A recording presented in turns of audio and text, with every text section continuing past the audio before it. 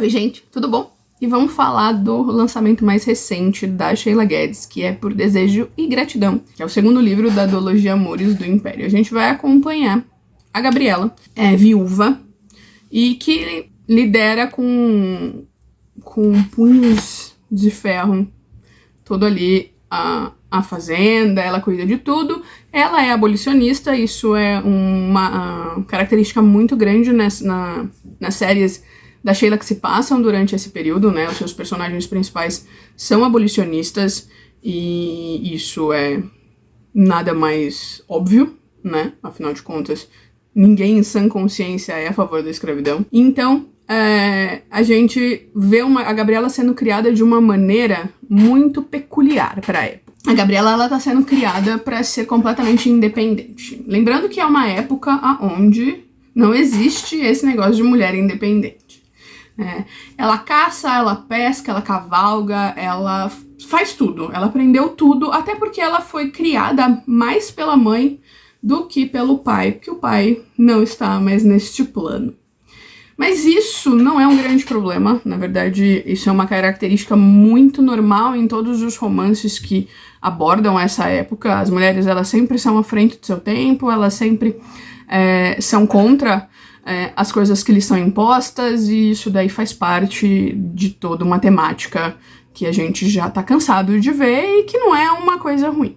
Acontece que a Gabriela, ela sofre um atentado, né? Ela consegue se salvar, ela consegue se livrar, mas isso deixa uma marca profunda nela, né?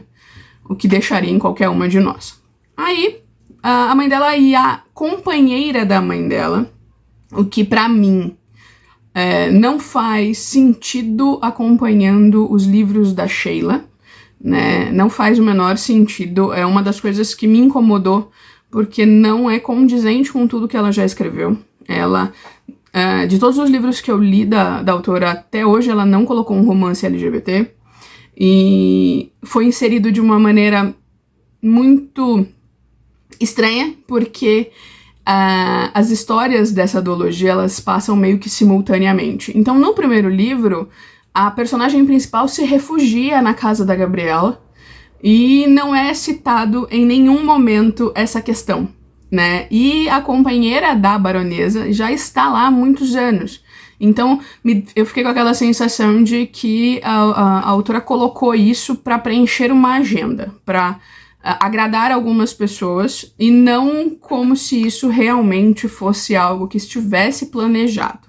As duas mulheres são perfeitas, né? Quanto a isso eu não posso criticar, as personagens são ótimas, mas tanto a Leonor quanto a Júlia, se eu não me engano, são duas mulheres muito, muito bem escritas, muito bem desenvolvidas, mas a maneira como foi introduzido esse suposto romance me deixou meio incomodada. Como é uma duologia e as duas coisas acontecem simultaneamente, e a personagem principal do primeiro livro se refugiou na casa da baronesa, em nenhum momento isso foi falado. A única coisa que a gente não teve uma menção, tá? Tudo bem, não era o livro que envolvia a filha dela, mas não houve nenhuma menção a respeito disso. A única menção que foi feita é que os barões ali não gostavam da baronesa por ela ser abolicionista, e não por mais essa questão, né?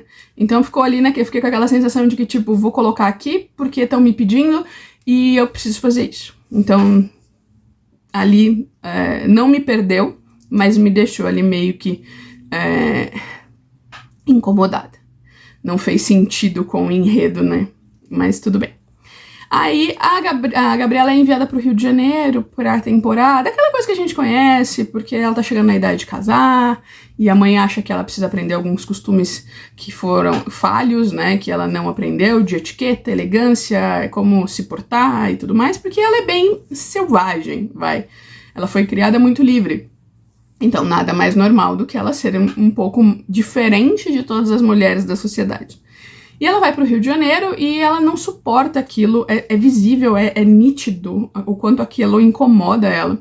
E ela vai, então, dar as suas escapadas para cavalgar, nada muito muito fora ali do que ela já fazia na casa dela. Acontece que numa dessas escapadas ela acaba resgatando um homem que estava à beira da morte e quase morreria afogado, né? Quase morreu afogado por causa de uma agressão que ele sofreu e que tudo indicava que foi um assalto e tudo mais. A Gabriela vai tirar ele do rio, vai cuidar dele, vai salvar e tudo mais, e tanto um quanto o outro não vai conseguir tirar, né, esses dias ali da cabeça.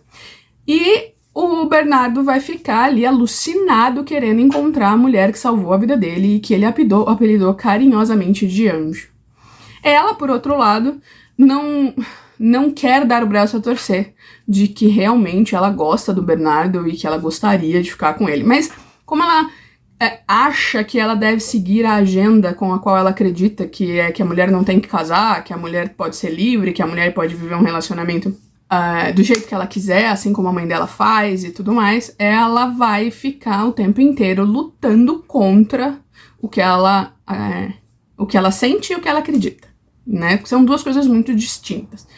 Mas uma situação vai aparecer e vai ser necessário que ela ceda às pressões da sociedade para que ela continue sem salva, né?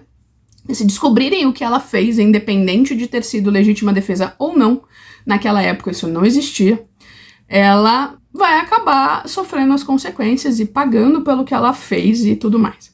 E o Bernardo, desesperado, ele precisa proteger ela a todo custo.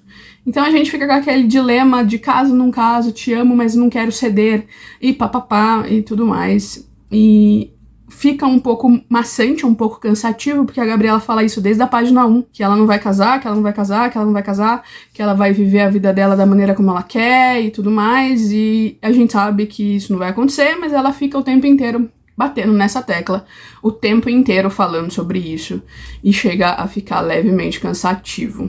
Então, foi um livro que eu li muito rápido, porque a escrita da Sheila faz com que a gente leia muito rápido, mas também foi um livro que eu terminei muito frustrada, né? Todos os livros que eu li da Sheila até hoje, nenhum foi abaixo de 4 estrelas, né? A grande maioria dos livros dela foram favoritados, justamente porque ela sabe como conduzir uma história, justamente porque ela sabe como escrever. Mas esse livro em si me deixou muito chateada. Eu terminei esse livro, eu lembro que eu fui conversar com algumas amigas e eu realmente fiquei muito chateada, porque é muito difícil quando você pega um livro de um autor que você adora e o livro não funciona, né? E o livro não traz aquele sentimento que todos os outros trouxeram.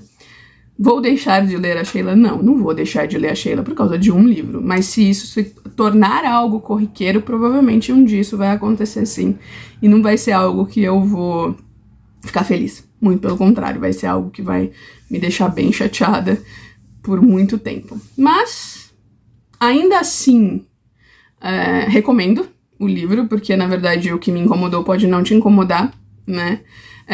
Pode ser a primeira leitura que você faz da autora, e se você optar por começar por esse livro, não tem o menor problema, porque são livros, de certa forma, únicos, você pode ler eles fora de ordem, então pode ser que você não se incomode com nada do que eu falei.